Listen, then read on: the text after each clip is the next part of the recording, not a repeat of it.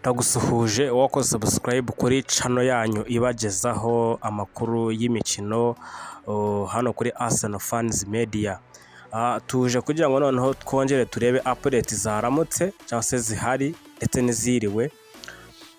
Size ngizi tuvugana mbere yuko nzigeraho ndabanza mbibutse ikiganiro twakoze twaganiriye byinshi, tuvuga kuri Vinicius Junior, tuvuga kuri Morgan Rogers w'iryo Chelsea yateye gapapu, tugenda dusobanura ku bya Leandro Trossard igihe yaje mu ikipe ya Arsenal, ko byabanje yuko Arsenal ibanza kugira gute guhomba uwitwa Mikhailo Mudryk igihe yerekezaga mu ikipe ya Chelsea muri 2021. Mikhailo Mudryk murabyibuka, ntabwo twabigarukaho, ahubwo twebwe tuje kureba noneho impamvu cyangwa se tunarebe uburyo nyine abafana babyakira. Rimwe na rimwe ahangaha ku Muhuro Sports TV kuri Arsenal Fans Media bagiye batanga ibitekerezo. Uwitwa Uwiringiye Jean Paul yavuze ati ibintu bya gapapu mbona nta mahirwe bitanga, ndetse Arsenal eze azabahombera.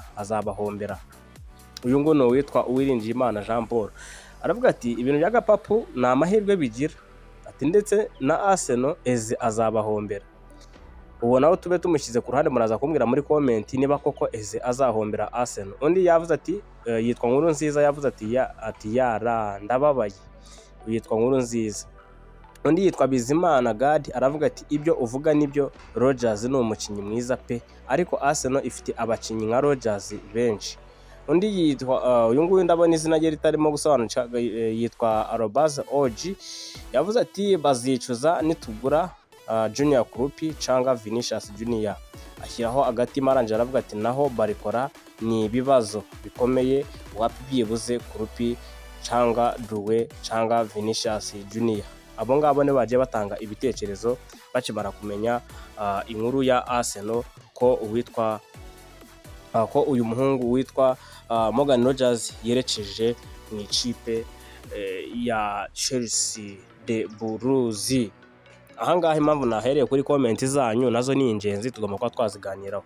Mureke tuganire kuri uyu muntu wavuze ati na eze bizahombera Arsenal.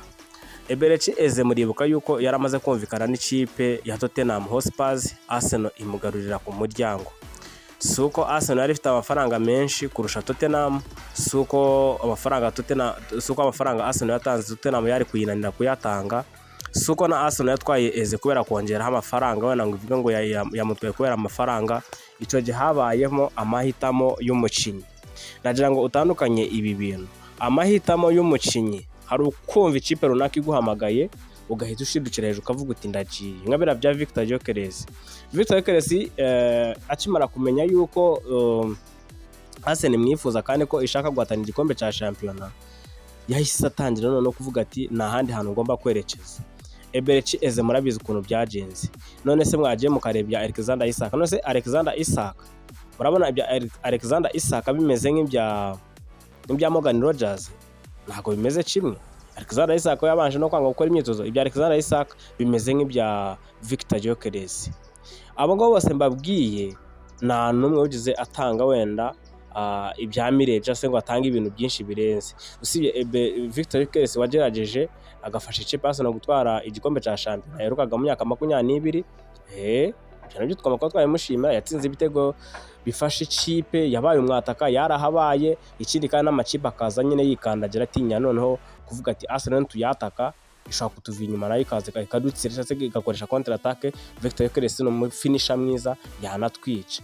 Arsenal rero batangiye kuyitinyuka mu mpera za sezo, batangiye kuyitinyuka aravuga ati niba ikipe ijya kudefanda ikaguma inyuma gute twebwe tutayataka. Naho ubundi kuba Victor Gyökeres wenda ataratsinze ibitego byinshi, ahanini hari igihe akinira ku gitutu, ni ikipe akinira n'iby'ikipe ishaka, n'umwambaro aba yambaye, burya kwambara umupira wambaye nimero 14 wa Thierry, nabyo ni ibintu nyine bigushyiraho igitutu, ariko ni cyiza ko iyi sezo zaba mwiza. Noneho uyu nguyu wavugaga ngo na eze bizahomba, yitwa Uwiringiyimana Jean Paul. Birashoboka ko umukinnyi byahomba, cyane cyane kuri abakinnyi b'Abongereza. Abakinnyi b'Abongereza bijya bibaho umukinnyi bikanga, ariko ni ukubaha igihe tukareba wenda uko bizagenda, kuko urabona no mu ikipe y'igihugu baragerageza bagakina, ubona ko Bukosa akoze akantu keza, na eze bagira nyine bafite ukuntu bagize performance za even na Declan Rice, abo bakinnyi nyine bafite ukuntu bazafasha ikipe ya Arsenal. Kuri Eberechi Eze kuba wenda byahomba bizashingira ku mikinire y'umutoza. Umutoza natamugirira icyizere Eze bizahomba, natamugirira icyizere ngo amuhe umwanya wo gukina. None se ubu Eze wamuha match buri match kuri match Eze agahomba? Eze se ugira ngo buriya umuhaye match 20 yikurikiranya ugira ngo yakuramo ibitego 5 na assist wenda 3, nose si ibitego 8 wenda mu mikino 20 ku mukinyi ukina hagati mu kibuga? Ubwo tuvuze mu mikino 20 ntabwo tuvuze mu mikino 38. Kuri Eberechi Eze kugira ngo ahombe ahanini byaterwa n'umutoza uburyo yamukinisha ndetse n'umwanya yamuha wo gukina. Aramutse rero atamuhaye wenda iminota yo gukina ngo yigaragaze, agashinja kuri Martin Odegaard kandi na Odegaard nta bintu birenze yatanga, ubwo nyine bizaterwa ariko ahanini Eze kugira ngo azaforopinga mu kipe Arsenal bizaterwa n'umutoza Mikel Arteta. Ntabwo ari uko Eze azaba ari mubi, ndetse naho nubwo Eze bizaba ari uguterwa wenda nuko ngo nta bushobozi afite. Eze ubushobozi arabufite, akiri no mu kipe ya Crystal Palace ubona ko nyine nawe aba ari umukinnyi wifuza gutanga ibirenze. Undi yavuze ati bazicuza nitugura Junior Kurupi. Junior Kurupi mu ikipe ya Arsenal birashoboka kubera ko nabonye ikipe ya Arsenal none yatangiye kubishyiramo imbaraga nyinshi kugira ngo ibe yamutwara. Ubwo nyine twaduhereye kuri comment zanyu ni ingenzi. Burya comment iyo zihari natwe tubona icyo kuvuga. Comment iyo zihari natwe tubona icyo kuvuga. Iyo umuntu yanditse muri comment ukaza ukamusubiza biba ari ibintu bisa neza cyane. So rero kuri Junior Kurupi n'ikipe ya Arsenal amahirwe menshi n'ubundi Junior Kurupi Arsenal ishobora kuza kumutwara. Ahubwo wenda ikintu cyo kwibaza, ese ni Junior Kurupi wari ukenewe? Kuko top target wa mbere wa Arsenal yari Morgan Rogers, bivuze yuko niba Morgan Rogers ari wa top target akaba agiye mu ikipe ya Chelsea, habayeho kubeshya no kudahagarara ku ijambo k'umukinnyi. Kuko nubwo ikipe ya Chelsea yazana amafaranga angana gute, sinekeza ko umukinnyi yaba yifuza kujoininga ikipe ya Arsenal ngo yemere kujya ahantu atishimiye. Bivuze ko Morgan Rogers ikintu cyari mu mutwe we ni ukwerekeza mu yindi kipe itari Aston, Aston Villa. Niba ari gutyo nabivuga. Naho ubundi si ukuvuga ngo Arsenal ngo bizari inzozi za Morgan Rogers. Iyo umukinnyi ari inzozi z'ikipe nta handi hantu yerekeza. Muribuka Arsenal yifuzaga Bryan Mbeumo we abagente baramubwiraga ati Arsenal iragushaka, akavuga ati atari Manchester United nta yindi kipe nshaka kumva, atari Manchester United nta yindi kipe nshaka kumva. Sibyanjye se ayerekeje ama Victor Kayses uko hari abakinnyi baba bari nyine bifuza ikipe ku buryo utamuhindura akabona ubwo ikipe yakishyura miliyoni 200. Bivuze ko na Morgan Rogers yaza kuba ashaka Arsenal yari kuvuga ati nibyo Chelsea batanze amafaranga menshi ariko njye sinsohoka ahangaha, ntabwo nasohoka ahangaha natagiye mu ikipe ya Arsenal. Rero umukinnyi niba bahisemo gutyo muramureka akagenda. Mwabonye ibyabaye kuri Jack Grealish byamubayeho, gusohoka akagenda yanga amakipe ari kuri level ye, akavuga ati ndajya mu ikipe ya Man City twara ibikombe. Yakize muri Man City ashininga season imwe yonyine, ahandi bigenda nyine bihomba. Uwo ni utwa Jack Grealish ndetse n'amafaranga bamuguze. Rero kuri abakinnyi b'Abongereza ikipe ni gutwara umukinnyi ikamutwara ku mafaranga menshi, noneho nk'ariya bitandukanye na bira bya Eze kumutwara nyine bamuguza amafaranga atagize na miliyoni 100. Ariko buri iyo umukinnyi nyine iyo ikipe igukoze gapapo ikagutwara gapapo cyangwa se igakora gapapo ku mukinnyi ikamutwara miliyoni 100 plus, na Mikel Arteta bagendaga bavuga ati ni umukinnyi mwiza ariko ntago ari buri umwe, ntago ari buri mukinnyi, biragoranye kugira ngo ufate miliyoni 100 zishyire ku mukinnyi umwe. Ubu ni witwa Mikel Arteta. Ikipe ya Arsenal yo iracyari muri za gahunda zo gushaka babakinnyi nkuko nyine kera byari bimeze. N'ubwo kera umukinnyi wabaga ahari ameze neza nyine ahenze nyine wa undi uvuga uti ngo nitara yagurwaga miliyoni za 45 50. Muribuka Anthony Martial bava muri za Monaco beretse muri Man United. Icyo gihe abakinnyi bagoraga amafaranga ugasanga umukinnyi waguzwe miliyoni 60 ni umustar, ni umukinnyi uzwi. Ariko muri iki gihe usigaye ubona umukinnyi atsinze ibitego 10 na assist 2 ngo ni miliyoni 150 ngo ni miliyoni 100. Elliot Henderson miliyoni 120. ariko ja Mungu wa Nyagatare naragowe kweri. Mikel Arteta baravuze ngo kugira ngo ikipe twari igikombe ntabwo bishingira ahanini n'amafaranga ushora, ahubwo bishingira ahanini n'abakinnyi winjiza. Hari n'igihe ushobora gushora izo miliyoni 100 ku mukinnyi, yagera mu ikipe ugasanga umwana ukuye muri akademi niwe utanze umusaruro. None se reba amafaranga bashyize kuri Christian Mosquera, sibyo? Ibyo akina n'ibyo atanga, baramutse wenda akatuvuge twirengagize ko yaguzwe na miliyoni 17, Christian Mosquera bakubwiye ngo Arsenal amuguze miliyoni 60 wenda muri iri soko, n'ibyo atanga. Katuvuge ko yari mu ikipe wenda, katuvuge ko yari mu ikipe ya Crystal Palace, ni Christian Mosquera. Noneho ibyo yakinye muri Arsenal ari umusimbura rimwe na rimwe akaza rimwe na rimwe, iyo baza kumugura wenda katuvuge ko Arsenal muguze muri iyi season miliyoni 60 Christian Mosquera, twese twari kuvuga Arsenal ibonye umukinnyi mwiza yarayakwiye. Rero reba miliyoni 17 bamuguze n'ibintu atanga naho bihuriye na za miliyoni 100. Niyo mpamvu rero ahangaha wa mungane w'uyu muhungu aravuga ati bazicuza nitwinjiza Junior Kurupi twinjiza nde. Iyo tugeze kuri Junior Kurupi bundi ni ikipe ya Arsenal imwifuza, Mikel Arteta amufite ku rutonde, ariko nawe arahenze. Bournemouth yamushyizeho price tag ya miliyoni 80 na miliyoni 100 hagati aho ngaho. Ni umuhungu rero mu Faransa, akaba rero kabisa ari umusore uzi umupira, ni nawe buriya watsinze igitego kidesida wo gutwara igikombe cya shampiyona, kuko yatsinze Manchester City match irangira Arsenal itwaye nyine igikombe cya shampiyona. Birangira Arsenal itwaye igikombe cya shampiyona tubicesha Junior Kurupi wo mu ikipe ya AFC Bournemouth. Suko Arsenal imwifuza gusa, Tottenham Hotspur, Paris Saint-Germain nazo ziramwifuza, ariko sizing tuvugana nuko ngo umukinnyi we ari interested cyane, ikipe yose yaza iri serious yamutwara. Rero Arsenal ishobora kugaragaza ubuseriye bwayo, ariko nkuko nabibabwiye Arsenal ku mafaranga akabaka miliyoni 100, umukinnyi kumugura miliyoni 100 mu ikipe ya Arsenal bizagorana. Nababwiye yuko umukinnyi Arsenal izagura miliyoni 100 azaba ari umukinnyi udasanzwe, azaba ari umukinnyi w'izina, azaba ari umukinnyi waza mu ikipe akanayicururiza ku kijyanye n'imyenda yo kwambara, nka kuriya Victor Gyökeres byageze. Victor Gyökeres kuza mu ikipe ya Arsenal byonyine abantu bifuzaga kwambara jezi yanditseho nimero 14 Victor Gyökeres, abantu barabyifuzaga, sibyo? Rero umukinnyi wese Arsenal izazana n'ubundi still azaba ari wa mukinnyi wafashe ikipe gucuruza, azaba ari wa mukinnyi umufana hita areba muri telefone akareba ifoto akikanga, ntago ari wa mukinnyi wese ubonetse.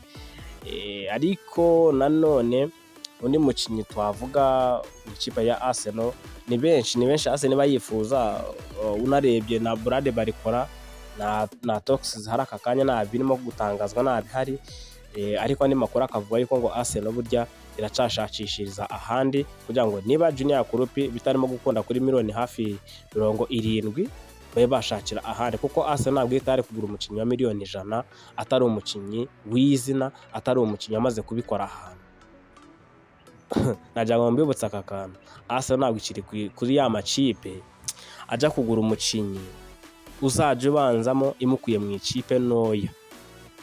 Arsenal ashaka umukinnyi uvuye mu ikipe ikomeye, nushake uzaba uvuye mu ikipe ya Chelsea, nushaka uzaba uvuye mu ikipe ya Barcelona, Real Madrid, Bayern, Paris Saint-Germain, Atletico Madrid, ayo makipe nyine yayandi akina za Champions League, ariko atari muri utu dukipe dutoya.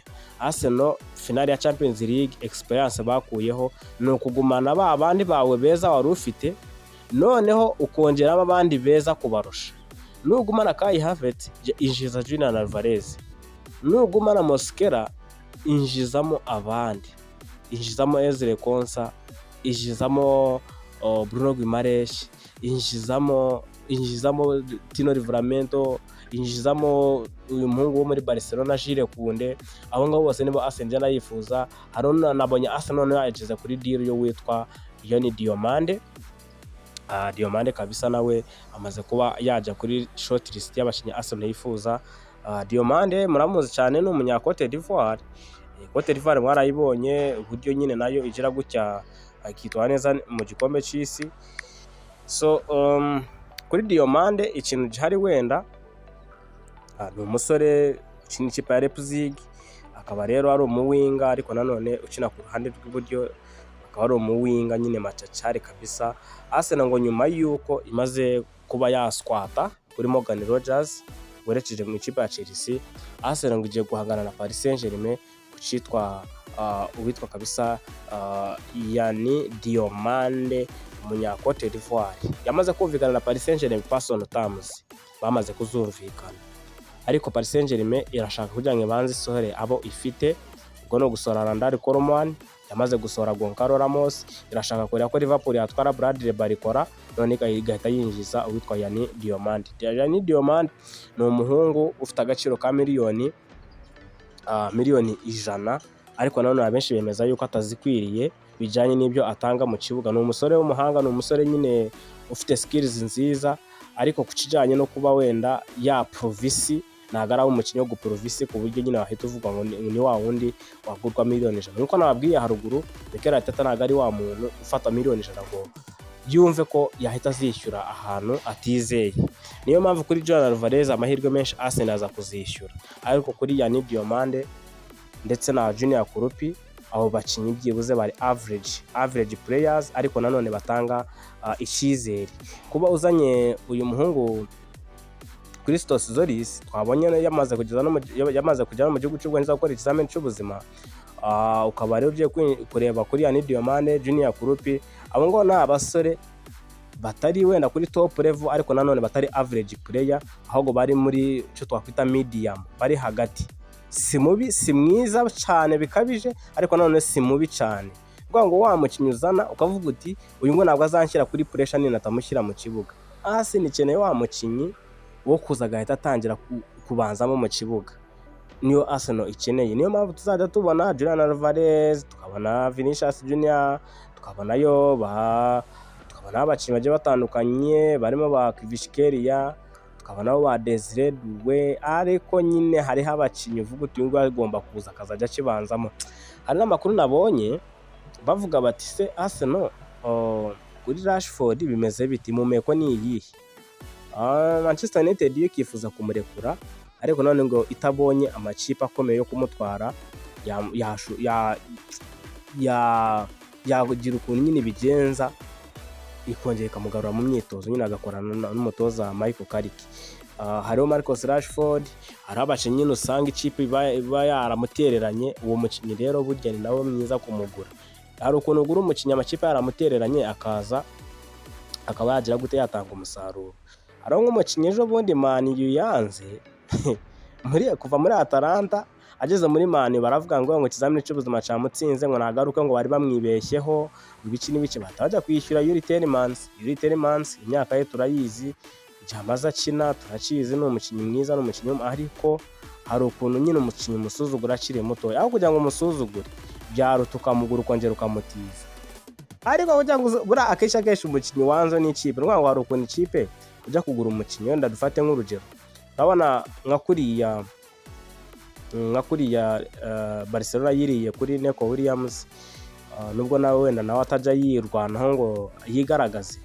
Hari ukuntu ikipe yanga umukinnyi ikamwanga pe, bikarangira nyine asubiye wenda akatuvuge waguze umukinnyi mwumvikanye byose, ikizamini cy'ubuzima urangije avuga ngo hari akaburamo, ngo twakwibeshye amafaranga ntabwo yakwiriye. Ni nka kwa kuntu ujya kugura telefone wayigeza mu rugo ukumva wayisubiza ku isoko, nyine ukavuga uti reka nyisubizeho bansubiza amafaranga yanjye. Nibyo Manchester United rero yakoze. Rero akenshi abo bakinnyi iyo bagize amahirwe yo kubona ahantu bakina babanzamo, hari icyo kwereka ko yuko noneho ari umukinnyi ukomeye, mwanahura agashyiramo ka kantu k'ishyari. Noneho mureke twibukiranye cya gihe Chelsea igura ba Garnacho, twese twaravuze ati none Garnacho agiye kwica amakipe. Mwibuke Chelsea cya gihe egura Jamie Gittens imukuye mu kipe ya Borussia Dortmund. Nta muntu utazi Jamie Gittens aguruka rumwe mu bawinga baguruka macacana, umuhungu w'umwirabura w'imisatsi, ukavuga uti noneho Chelsea zica amakipe. Chelsea itayinjiza Liam Delap, Chelsea abantu baravuga ati Chelsea, ariko reba aho biri. Ese waba ushaka ikipe ishaka guhangana igikombe cya Champions ukarekura Marco Cucurella ugashyira Enzo Fernandez ku isoko? Ikipe ya Chelsea rwose, Chelsea nikabakanga. Chelsea imeze nka Tottenham ni gutwara umukinnyi, Chelsea kagutwara umukinnyi, uzikange Man City yamutwaye, Liverpool yamutwaye, cyangwa Man U. Man U nayo ntabwo ari cyane, na Man U ntabwo ari cyane. Hari amakipe atagutwara umukinnyi ngo wikange. Morgan Rogers kujya mu ikipe ya Chelsea nabirenze, n'ubundi n'abagiye twarabibonye. None se ubu uzanye Morgan Rogers ugifite Garnacho, Gittens, ugifite Joao Pedro, ugifite Joao Pedro we ashobora kwirwana agakina ku 9. Uracyafite ba Estevao, uracyafite ba Cole Palmer, uracyafite Chelsea. Ariko wenda buriya ntawamenya, ifite umutoza mushyashya ashobora kuza akaba yakora akantu ntawamenya. So kana subscribe, umuhungu wanyu Sam, umuhungu Nyagatare. Turaza kuba twagaruka mu kanya gato turebere hamwe ibiri buze kuba bigezweho cyane ko buri kanya havayo ama breaking news.